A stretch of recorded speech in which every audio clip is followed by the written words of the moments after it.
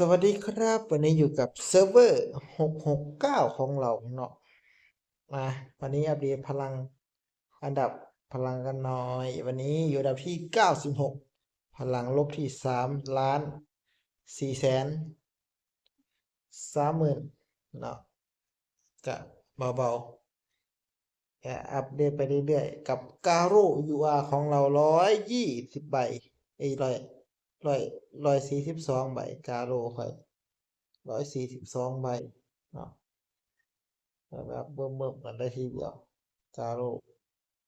ไอเทมของตัวไอโดนหิวนอนแล้วอ่ะตอนนี้ก็2 ทุ่ม 18 นาทีแล้วฮะให้เราอัดคลิปไปเอากระสีมาดูกิวของเรากิวเราอยู่แต่ที่เขาง่ายกิวออกมาแล้ว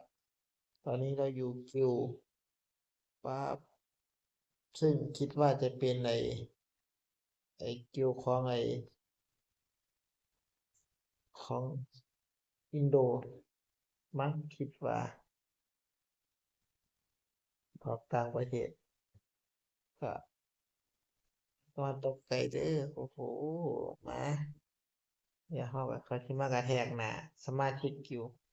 กระแทกหน้าสมาชิกกิวเซิร์ฟเวอร์669เนาะอืมอ่ะเอาโปรแดกก่อนเลยเจอใจกับสายฟรีน้อยเวล83ขอสายฟรีขอกระแทกหน้าหน่อยเนาะกับสายไอ้สายคัมภีร์วะเขาเบียวเขาได้วะโอ้เขาเปิดก่อนวะเปิดก่อนได้ปูดอัพเข้าไปชูปา โซนิกฝังสีเงาในลายโจมตีเขาไปบรรยายลายโจมตีให้เป็นไอ้เนี่ยก็ฮีโร่เนาะง่ายไปฮีโร่ดีกว่าปาบเข้าไปแล้วเรายิงกดทับสุดขีดชูตูสตัน2 ตูที่สะท้อนดาเมจจากกาโลปังทุบหน้าเข้ามา300,000ระเบิดยังยังบอกว่ายังว่าระเบิดไปกาลูโอ้โหดวงจู่โจมบ้าคลั่ง ระบำข้างพังพินาศนั่นแหละคอมโบสายฟ้าเนี่ยปักปักปักชุบปักตุ้ม103 ล้านเรียบร้อยของวงเหงือกเดี๋ยวต่างค่านี่ก็ไม่ค่อยจะเบิ่งไงต่างค่าอยู่นี่อ่าตัวเด็กย่อเออตัวเด็กย่อมาดูจักอันนี้ก็ส่งในกันนั้นในเกี่ยวส่งขึ้นกันเสร็จกาโร่ไม่ใช่มีเควสตัวนี้ไม่ใช่หรอพ่อแม่ประวัตินี้ คิวสมาคิวบริจาคชิ้นส่วนตัวละครใดในปัจจุบัน10 ครั้งเนาะสลับกัน10 เทื่อประเทศเควสอะอ้าวโอ้ยอันนี้ผิดท่าบ่ก็ถูกท่าอยู่นะไปเฮาตบสมาชิกอยู่ครับยังมาวันนี้พลังเขาเด้งมาจากกระดาษเติบอยู่เพราะว่าเรามาอัพอันนี้ไอ้ติ๊กเกอร์เนาะติ๊กเกอร์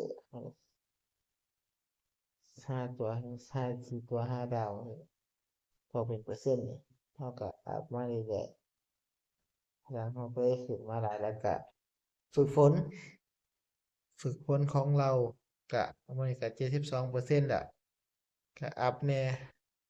อันนี้ก็เฮ็ดงานเนาะ100%เดือนตัวนี้เขายังพัฒนาร้อยกันจะเอาไว้ก่อนปรับแล้วก็อันนี้เปิดด้วยวิว70วิว85ตอนเปิดพอได้85แม่วิว87เปิดทันทีเลยไปเอากะ มาเบิ่งกะนอนพาเบิ่งของกันมาดูของกาโร่ HP 2 ชิ้นแล้วก็ HP อัตราดาเมจแล้วก็โจมตี5%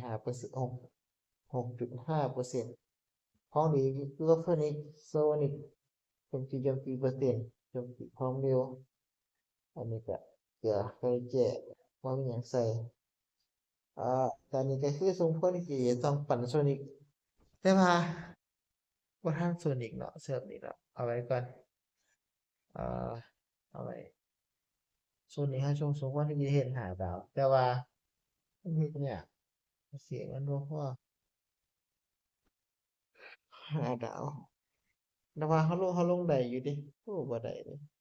6 8มันต้องเป็นการโล4ดาวแล้วก็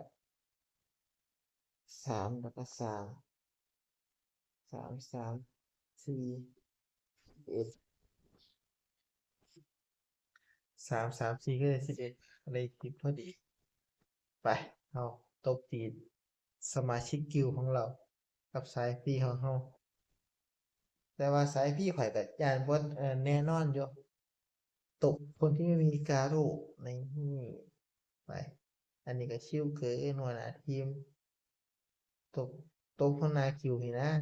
ก่อนไปสายฟรีของเรา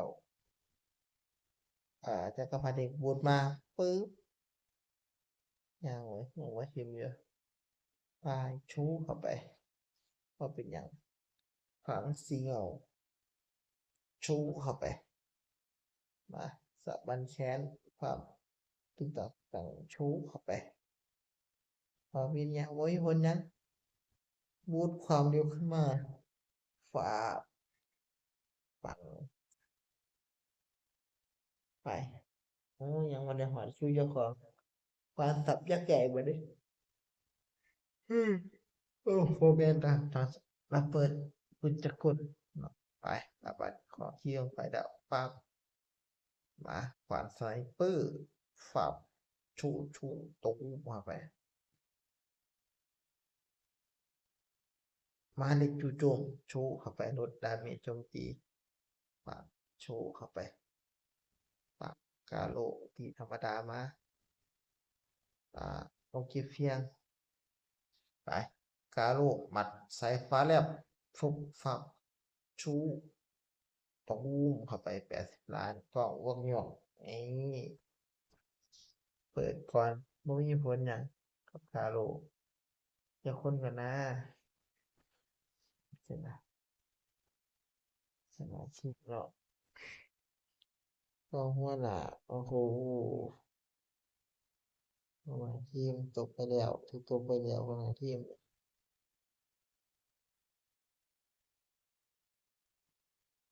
ไปเรามาเผากันนะตบกูเคสึกับกาโลเอ็ดดาบวกอันใดมาทีมาเดียวกว่ากันฟ้าบเข้าไปชูอืมบูดความเร็วมาฟ้าบเข้าไปแล้วบันเชฟโอ้ยหารอบที่2ในคลิปนี้ไปบูดความเร็วขึ้นมาฟ้าบเข้าไปปังปังนะขวานสับยักษ์ใหญ่ชูตูมาไปมาในจูโจปากปากโอ้ยโคตรขาวไม่เลยชนะคือเจ้าโอเคครับคลิปนี้ก็พอแค่นี้สำหรับเซิร์ฟเวอร์669เนาะอัปเดตสายฟรีของเรากะประมาณนี้กะบ้านนี้มีหยังของห้องกะเกินเจือตามที่เห็นสภาพโอเคครับไปแล้วครับ